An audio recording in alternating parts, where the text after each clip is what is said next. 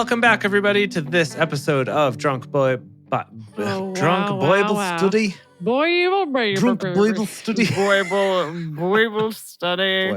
Merches. You can tell that we record these bonuses after we've done a whole episode already. So, Yeah. boy, oh boy. And that means after we have drunk. Yeah. Yep. Okay. Welcome to this episode of Drunk Bible Study Bonus Edition. So we just started the book of Ezra, which is super exciting for a number of reasons. It is my godson's name, so I get to learn about who he's named after. So that's cool. Also, Ezra, as it turns out, is a big deal. Really? I just learned this while researching Ezra for this bonus. You wouldn't know that because he wasn't even in the first four chapters that we read today, but sure. Yeah, he's not even mentioned, so No. exactly. But he's apparently a really big deal in like the history of Judaism, actually. Cool. Wow. Okay. Yeah, so I looked up some stuff to talk about that. And then Emily, you looked up some things about this new The Derek. cool currency that we have. Derek. The Derek, yes. The Derek. And then Dedeker, you looked up Urim and Thummim within Mormonism. Yes. Yeah, okay. Cool. Love it. Ooh. Love it. Okay. All right. I'm going to start us off with some history kind of stuff here.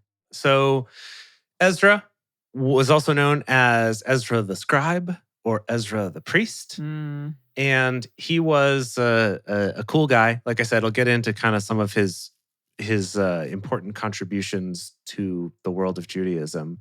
But I'll start off with his name because this sometimes comes up on quizzes. So this is good to know. Ooh, yeah, that's good. Oh. Yeah.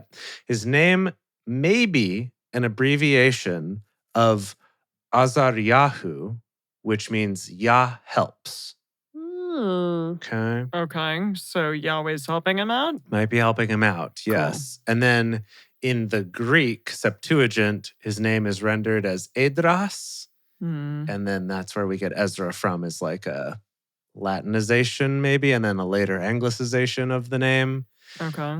Anyway. So like we talked about, it's about reestablishing the temple, but also one of Ezra's big contributions, and we'll get this more later, so I don't want to kind of get too into it because we will eventually read about it in this book. He will eventually show up in his own book.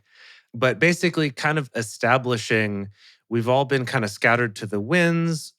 Practicing our religion has been forbidden for a lot of us in different places, and it's changed over time. But we're going to reestablish it. We're going to rebuild this temple. And we're also going to kind of reestablish what are the feasts that we do? How do we practice this? How often do we pray? How do we pray? Who's allowed to pray? Who's allowed to be a priest? Kind of all the like reestablishing the rules, a lot of which are still the rules today in modern Judaism. Oh, wow. Really? Oh, wow. So that's what I mean about Ezra being a big deal. He kind of established a lot of this, which is pretty interesting. Okay. So this is like a big reset, as it were. Yeah, exactly. We're kind of starting this new Second Temple chapter. Fun. Of things. Yeah, exactly. That's wild. Yeah, really. So to kind of look at the timeline here of what we're talking about is, so we started around, 539 BC is the fall of Babylon. And Cyrus was king before that, but 539 is when he conquers Babylon and directs them to go home and rebuild their temple. Okay. And then we have, so this is like the real life timeline. So not just what we read in the book, right? But so Cyrus the Great, conquers them, says, go rebuild your temple. You guys are cool. Yeah. And then he dies. And we have a new king who is King Cambyses, not sure how you say that, who rules for just 8 years from 530 to 522 and conquers Egypt. So check that off. Wow. Yeah.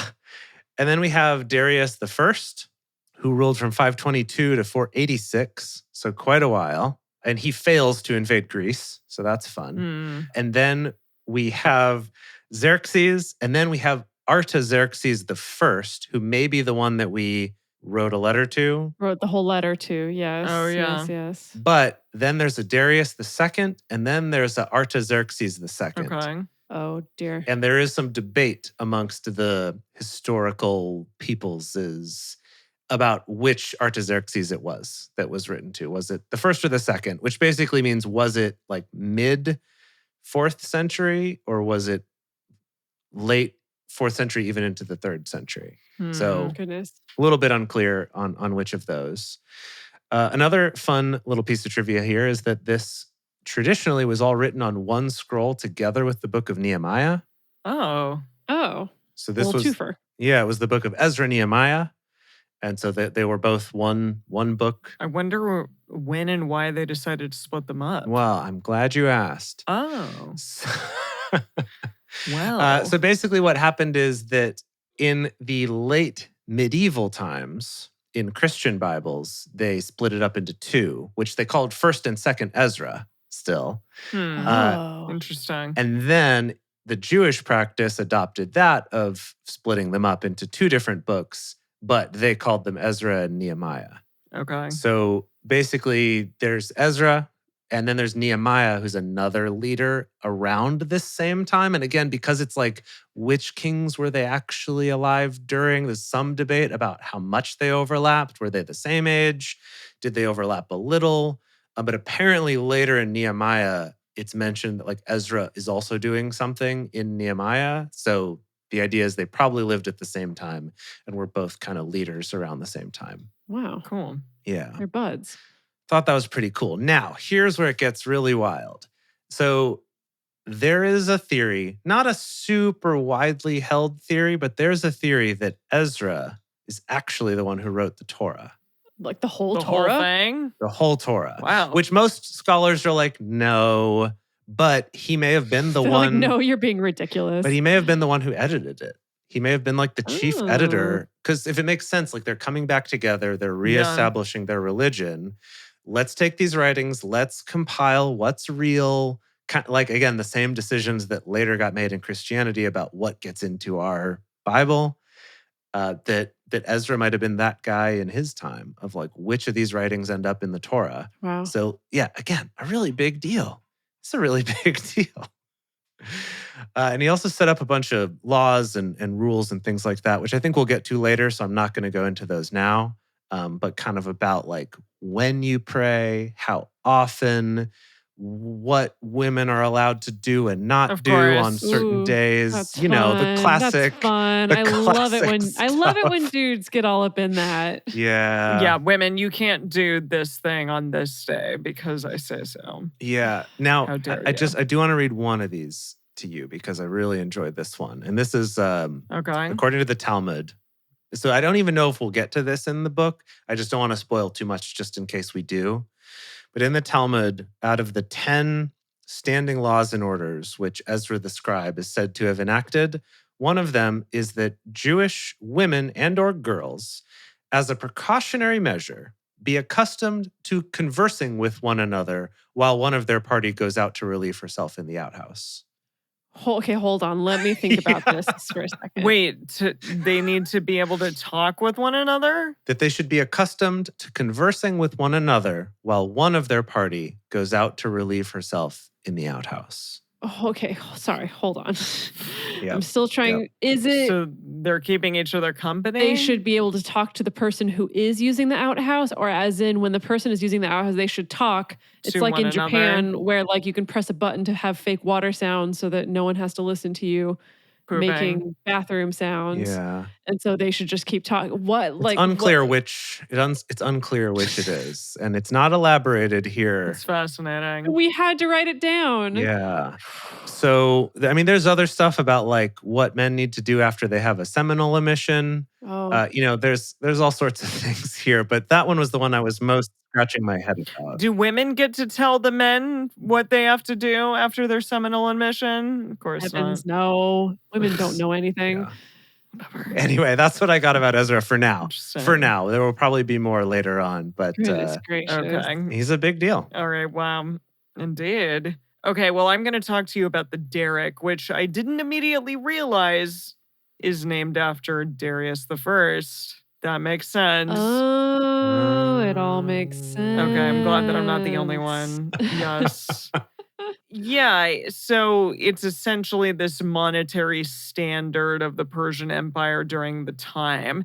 Now, Cyrus the Great, who was before Darius, also, well, no, Cyrus the Great was kind of during Darius, it looks like. Some overlap? What does this say? Cyrus the Great, 550 to 530 BC, introduced coins to the Persian Empire after 546 BC, following its conquest of Lydia and the defeat of its king Croesus, who had put in place the first coinage in history. Oh, wow. So they did this Lydian coinage essentially during that time. Darius I was between 521 and 486 BC. Right. Okay, so yeah, kind of overlapping, but then getting into past Cyrus.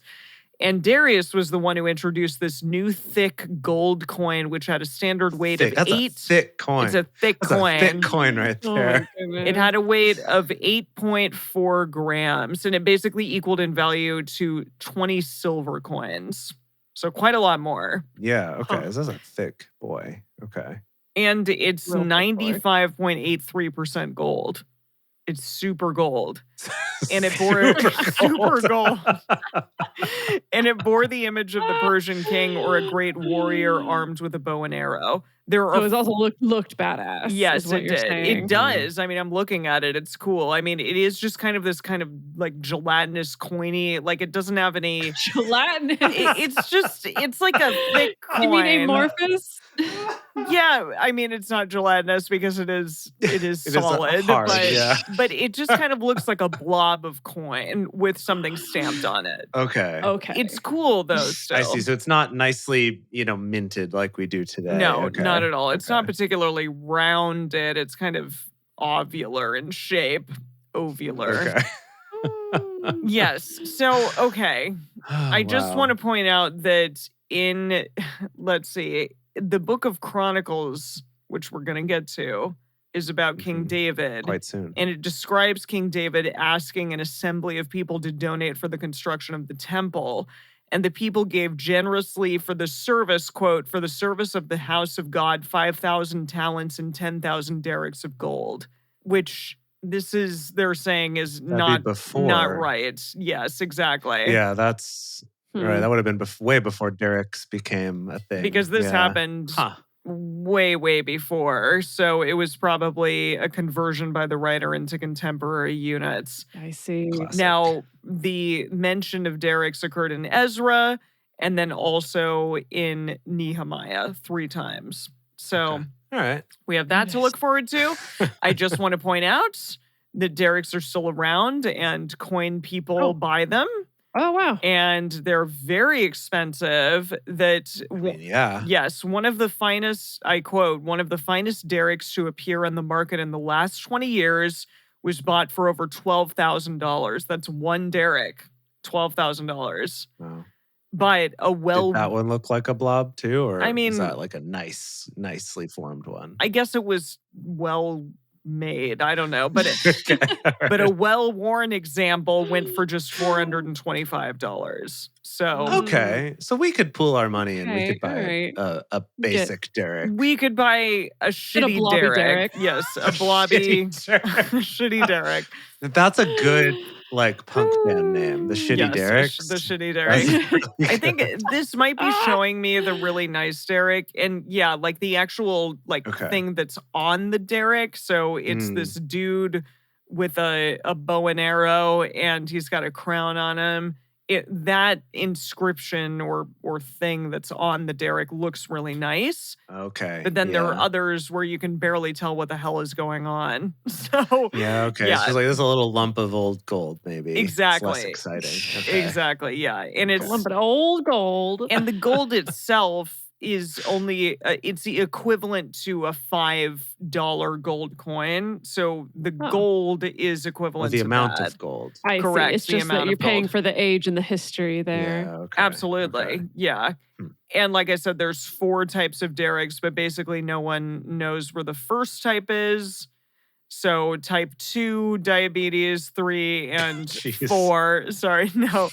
Type 2, 3, and 4 are the ones that are actually sold at this point. Huh. So that's fun. Huh. Yes. Boy, and they if someone could continue to find be one of those type 1 derricks. I know. Wow, you're going to be making a lot of money. Yes, and some derricks and rare double derricks continued to be struck under Double Alexander. derricks. Yes, I don't know what that is, but they continued to be struck under Alexander the Great at Babylon for a short time after the fall of the Persian Empire. End scene. Wow. Yes. Wow. They're cool. Look them up. I need to put them on the Drunk Bible Study Fans and Fellowship because Yeah, definitely. this coinweek.com talks all about it and it's pretty fun. Oh, right. Okay. Are we ready to talk about the Rumble. Urim and the Thummim? Yeah, But Oh, I'm so ready. I'm ready. to Mormons. I want to, here's what I want to know most. Was I right? Did I remember correctly? Yes. Okay. You did remember correctly, but there's a lot more to it than what you good. said in the episode. So let me just establish that the Urim and Thummim got name dropped a lot in the Old Testament, right? Mhm. And the best that we can guess is that they were probably some kind of divination tool that the priests used. It's unclear, is it in reference to the stones that were on their breastplate? Mhm. You know, the special uniform that the priests Mhm. wore? Was it stones in a bag, kind of like runes where they would just like grab them at random and, that would indicate what God's will is or opinion is. So there's that. Then the Mormons come along. Mhm. Specifically, Joseph Smith comes along. The Mormon. The Mormon. The Mormon. The first Mormon. And super, super quick Mormonism origin story 101. Joseph Smith allegedly finds these buried golden plates in his backyard that he's directed to by an angel. And on these golden plates in is essentially upstate written. New York? Yes, right? in upstate New York, is essentially written sort of an extension of the Bible, some extra stories, and based on this new text that he discovered, he creates this new religious sect that to this day is known as, the Church of Latter-day Saints. So basically, the way the story goes, allegedly, is that, Joseph Smith found these golden plates and that also, along with them, he found what he came to later call an Urim and Thummim. Now. Oh, like alongside it. Well, Okay.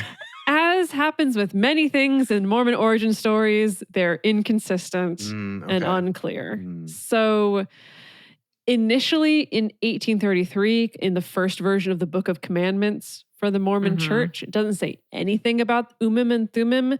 It just says that he found some kind of way to divine interpreters, essentially, in order to divine and understand the language that was written on the plates, because they weren't written in English. Okay.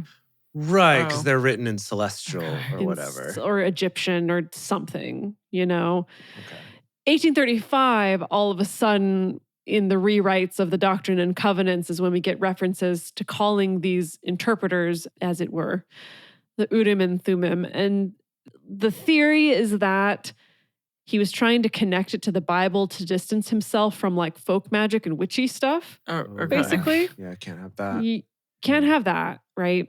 And so it's kind of like if we call it something from that's actually referenced in the Bible, maybe that makes it seem a little bit less suspicion and witchy. Okay. Cool.